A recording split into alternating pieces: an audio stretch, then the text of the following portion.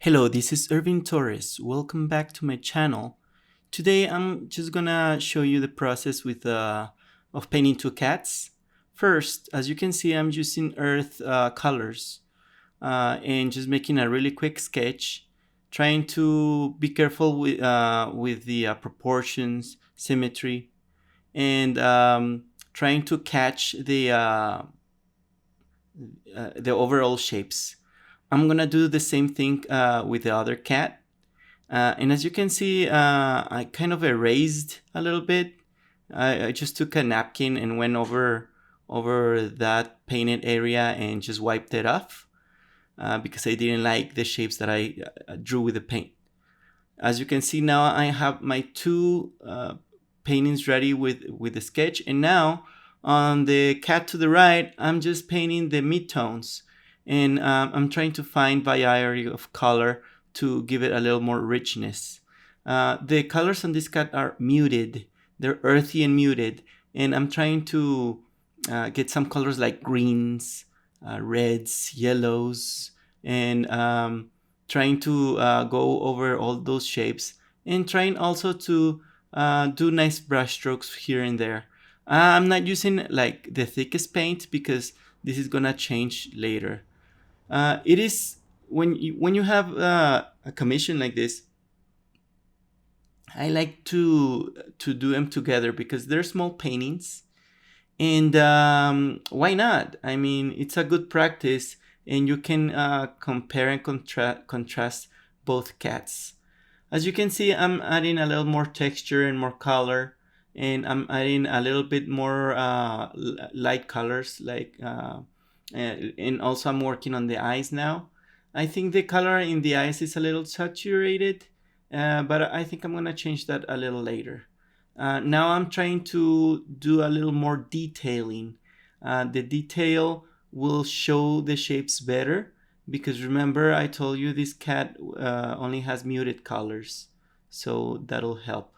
Now I'm going over to the other side, and I'm doing the same thing. The cat in the left is gonna be just white and black, but as you can see, the white is in shadow, and it's gonna be reflecting other colors in the surrounding areas.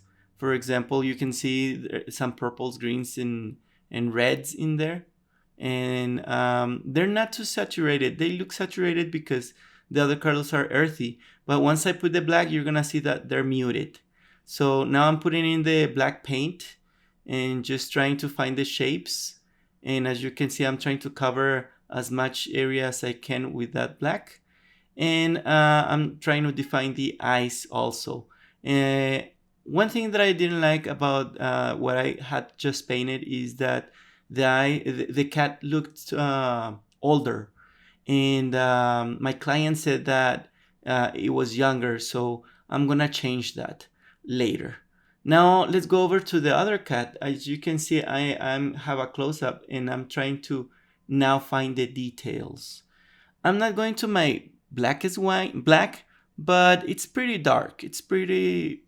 It's getting there, and I'm trying to define the shapes. This cat actually had the its eyes very saturated in the picture, so that's why I don't know if I'm gonna keep that saturation. So now, as you can see, I'm working on trying to get the effect of the fur correctly, and I'm trying to get some bold brush strokes. Sometimes we can go overboard with the brush strokes, and maybe that's not what the client wants. Because sometimes, to me, like this is fine, but later on, I'm gonna have to soften it a little bit because clients sometimes they don't want that bold brush stroke that we love. They want something a little more softer instead. So I opted to later soften the brush strokes. But I like both things, you know, it's nice to experiment. So still, I'm adding more color. Remember, every time you have an object, it interacts with other objects. There's reflections, there's different sources of light, especially if you don't take a studio light. you're gonna have many colors in your picture. So that's what I'm trying to do. So I'm going to do a little bit of some cools on the left side of this cat, because it was a kind of like a cloudy day, but the in the source material, the light came through a window and it kind of caught something and it made it look very, very bluish. So that's why I went with that very intense blue. But also I'm gonna also feather it with a dry brush. I'm just gonna go lightly with a brush over those brush strokes to feather everything and make it a little softer. So now I see I'm putting a little bit more color on in the eyes, on the eyes, but also that's gonna be softened too. Okay, so I like painting cats. I mean, portraits of people are nice, but sometimes it's nice to experiment, to try to enjoy like these commissions, because you go out of your comfort zone. I'm not usually like an animal kind of painter, but I'm starting to. I actually enjoy when I paint animals. I actually enjoy painting them, definitely. Of course, I prefer painting people, but painting animals, it gives you a lot of satisfaction. Also, because of those eyes, it's really nice when you get that effect, because the eyes in animals sometimes are very different than human eyes, and they catch more light actually. So now, as you can see, as I told you, I'm softening everything a little bit, and then doing putting back some texture because it was too soft. So now I'm working on my lighter values, and with those values, with those lighter values, I'm just uh, doing them a little more bold with more paint on the brush. I'm actually enjoying this brush. It's a rosemary brush. It's a master choice. I love those brushes. I also use the filberts, and I also use some of the synthetics. I mean, rosemary brushes are great, so I highly, highly recommend them.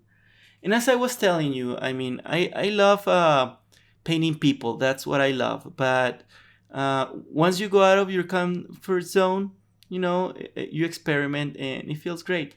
As you can see, I just changed the shape of the eyes that I told you before. And actually, I think I'm gonna change them once more because it still looks a bit older. And now I'm going with a little more darker values, and I'm gonna go over all that. Usually, even if it's black, don't go straight to black. Because even if it's black, it's gonna have shadows. So you need to have some room, in your values so that you can put in that shadow and model the shapes. Okay. So as you can see, this white and black cat, I really enjoyed painting. I think I felt more free with the brushstrokes, but as I told you, I changed the size of the eyes once more because it was looking too old, and it was just a little kitty. So uh, I had to lower them once more. Now in the white areas, I'm putting a little bit more texture, and then I soften it, and then more texture and soften it until I feel happy.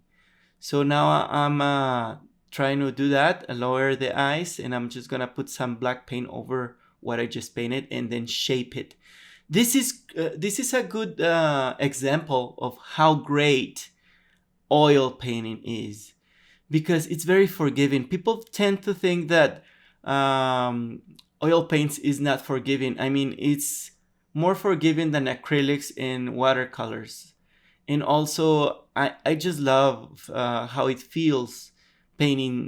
Maybe it's because I like the quality of the paint, and I do also like watercolors. And from time to time, I paint watercolors. I really don't like acrylics, to be honest. But I just enjoy painting with oils. They're so forgiving. You can just put some paint over it and then repaint it, because I'm painting wet and wet. And I mean, if I make mistakes, and I can actually let it dry and then just paint over it again, you know so that's the cool thing about oils. There's always a way to get around your mistakes. So now, the cat, as you can see, it changed a lot once I moved the eyes once more. And it looks a little bit weird right now because I haven't added the lights. And once I add those lights, the eyes just pop like crazy. They look so translucent.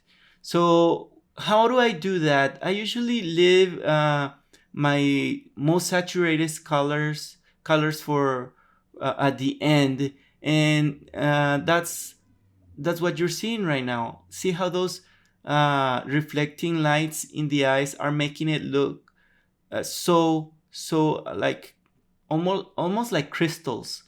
Also, even though I'm very happy with the eyes, I think that they were a little bit saturated, especially the right one. But I'm really happy with it.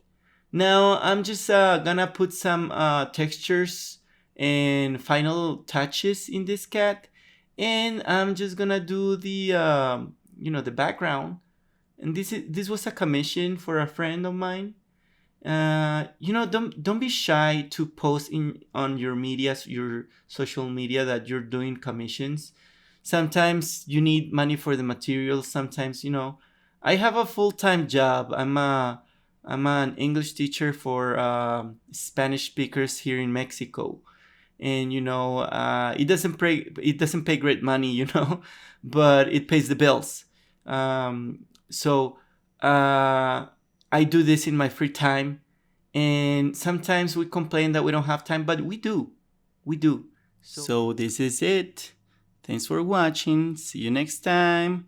Happy brush strokes, and see you later.